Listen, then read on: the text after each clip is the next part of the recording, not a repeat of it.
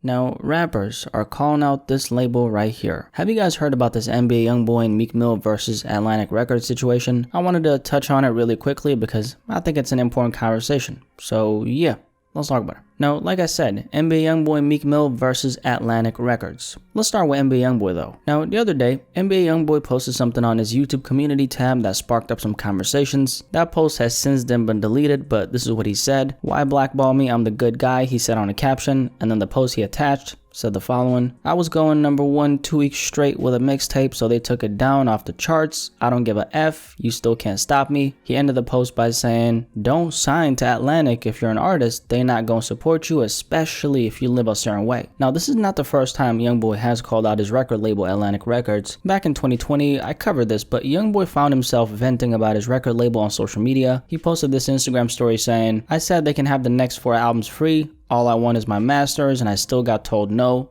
Dirty game." On his post, YoungBoy was referring to owning his masters, the rights to his music, which at the time he didn't, still most likely doesn't unless he's renegotiated his contract with the help of his lawyer, which I doubt, but we're gonna get to that. So he was having issues negotiating with Atlantic Records because he wanted to own the rights to his music. Now that was in 2020, and at the time of YoungBoy putting up that post, YoungBoy had only dropped 1 studio album, which was Until Death Call My Name. That album came out in 2018. As we speak, during his time in the industry, YoungBoy has only dropped 3 studio albums combined. After Until Death Call My Name, Top was his 2nd studio album that came out in 2020, a couple months after that Instagram story. His 3rd studio album, which was of course the follow-up to Top, is Sincerely Contrell. That dropped back in October 2021. Now, NBA YoungBoy, if you didn't know, is actually approaching the end of his record deal, meaning after he's dropped 2 more studio albums, the contract is essentially gonna run out. He signed Atlantic Records back in 2017. It was reportedly a $2 million deal for 5 albums. If you're wondering where I got this info from, mogul rapper, entrepreneur Master P publicly spoke about this. Yeah, I just seen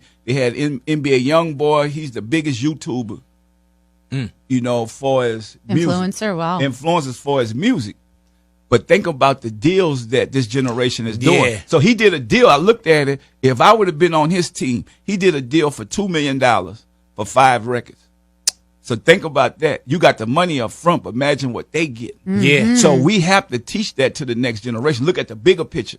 Don't just look at the now. And that's what I did. I was like, So Master P apparently saw the contract and he disclosed this information like you could hear. Now, even though YoungBoy has 2 more albums left, he's dropped 3 so far, the fact is that YoungBoy has dropped over a dozen projects under Atlantic Records. Out of those dozen and a something projects, apart from 3, the rest are mixtapes. I'm bringing this up for a couple reasons, so let's continue the conversation. YoungBoy has 0 incentive to stay at Atlantic Records after those 2 studio albums. Now, this is not us even considering the fact that he's had a bunch of issues with his label. Remember how he said, "Don't sign Atlantic if you're an artist, they're not gonna support you" on an IG post? Well, it's kind of obvious that YoungBoy is heavily leaning towards not signing with Atlantic once again, once the contract runs out. Now, here's the thing. Atlantic Records have been making a whole lot of money through YoungBoy ever since he's been signed to them, so they really don't want to let him go. YoungBoy is of course a guy who does crazy numbers, streaming wise. His YouTube numbers are out of here. He has a crazy fan base that supports the hell out of his music when he drops. On top of that, his catalog is beyond extensive. Now, YoungBoy, when he signed to his label, most likely couldn't anticipate how much music he would actually end up dropping. Why is that relevant? Well, because it's an issue for YoungBoy, because if he wants to, let's say, speed up to the end of his record deal, he can't really do it on his timeline because he can't drop back-to-back albums whenever he feels like it. So YoungBoy, just like all the artists on his record label's roster, is essentially standing in line to get his 1 album release every single year. The issue for YoungBoy comes in the form of he wants to drop projects back-to-back, which he's doing, right? But the one thing he can do is label all those projects albums. That's why only 3 out of those dozen and a something projects he's dropped these last couple years are labeled as albums. This is something Academics touched on in one of his recent Twitch streams. Ak also said something else I want to bring up, which was a really great point. YoungBoy could kick his feet up and refuse to feed his fans the way he's currently feeding them because all these projects he's dropping aren't gonna fulfill his contract. But the reason why YoungBoy isn't doing that, and the reason why he's going full throttle, is because this way of operating, dropping a whole bunch of material for his fans, that's what makes him unique in comparison to 99% of his peers. So coming full circle to the predicament YoungBoy is stuck in, so he's had all these issues with his label, right? He presumably wants to get out of his contract. If he had all the power right now, he'd be dropping 2 albums back to back right now, so the contract runs out.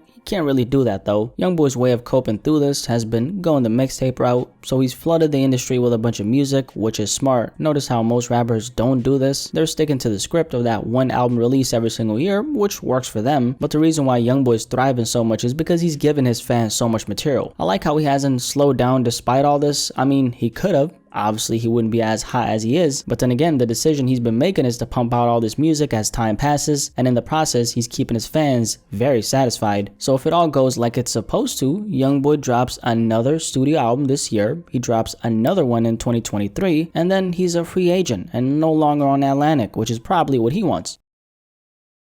Now, let's transition this conversation to Meek Mill, and let's talk about his situation. Now, Meek Mill, about a week ago, had a couple things to say on Twitter about his record label, Atlantic Records. He started off this little Twitter rant by saying, "So look, I made Atlantic Records hundreds of millions and let them, I can't say that word, it rhymes with bape. I let them bake me out of Roddy as an artist. They came to me about in jail. They still saying I can't drop music until 9 months after my last album got blackballed. Just rap buildings and Nina art with talent." I'm gonna be honest, I don't know what Meek was trying to say with that, but let's keep going. Roddy my youngin' still, but that label separated us instantly when the millions came in from him. Same thing they tried to do with me and Rose, Rick Ross. It takes a long time to catch up to because most of them tied in for the love of some money. Artists scared to speak up. I'm getting a damn headache trying to read this, but let's keep going. They didn't put anything into Expensive Pain and then said I can't drop another project for 9 months at the end of my contract after I made them hundreds of millions. How can anybody survive that? Most rappers can't speak up because they depend on these companies. I don't. He continued and said, if I didn't have millions, I'd probably do something crazy. They outsmarting young black kids, taking advantage and calling it business. Other artists speak up and tell the truth while you winning, not when you down. I had to think Roddy didn't come to me. He was on his own grind. They brought him to me and cut me out as soon as the money came. The label should have paid me, not Roddy. Then they fed him like I was trying to lock him in. I was trying to help and eat and get $1 from label. Also had to fight for my life to get DC4, Dream Chasers 4 counted as an album because they said I called it a mixtape. If y'all made 20 million off it, what is it counted as? Me and Roddy good now. This is not about him at all. They would have let us go to war and made the money still. I had to say I'm rich, that's my youngin, and turn to these people and ask what's up for my work they asked me to do. I ain't get $1. Now it was a little confusing trying to understand some of this, but breaking it down. So Meek talked about a couple things, right? One of them being the fact that Atlantic Records, according to him, stole Roddy Ricch from him. Some context behind that, Meek was actually one of the first big rappers in the industry to embrace Roddy Ricch when he got in the game. Like Meek is alluding to, and like a lot of us knew, Roddy was at one point supposed to sign with Dream Chasers, which is Meek's imprint. According to Meek, like you heard him say, the label apparently separated them as soon as it was time for him to sign, probably because they wanted Roddy to themselves. Makes a lot of sense. So Meek essentially got tossed to the side, and Roddy ended up signing to Atlantic Records, and Atlantic Records only, without Meek Mill being involved in that deal. Meek also spoke about how Atlantic Records is keeping him on hold to drop another project. Now Meek also revealed that he's getting to the end of his contract, so I'm guessing it's one more album and then the contract runs out. That's what he said. It's kind of crazy how Meek, who's been in the game for over a decade, has so little leverage. It's kind of obvious why that's the case though. I like Meek, but he's most definitely not the top earner on his label's roster, which means he'll be less of a priority to them. Just like YoungBoy, Meek is stuck in a predicament as well. As his contract is running out, he's trying to run it up before that happens, but he obviously can't work on his own timeline because he's signed. That's what comes with being signed. For Meek Mill though, he can actually afford to speak out for the simple fact that he's already made his money. On top of that, there's not much for him to lose because he's coming to the end of his deal. On top of that, Meek ain't really the hottest artist out there. If he was the hottest rapper on his label, there wouldn't be any incentive for him to speak on this. I actually respect the fact that he spoke on this though. It once again just goes to show that even the rapper everyone looks at and says he made it, they're also a lot of times going through bad situations like these behind the scenes with their record labels. But yeah, rappers are calling out this label. Any thoughts on this conversation? What do you guys think about some of the issues both NBA YoungBoy and Meek Mill are going through with the label they're both signed to? Definitely let me know in the comment section below, and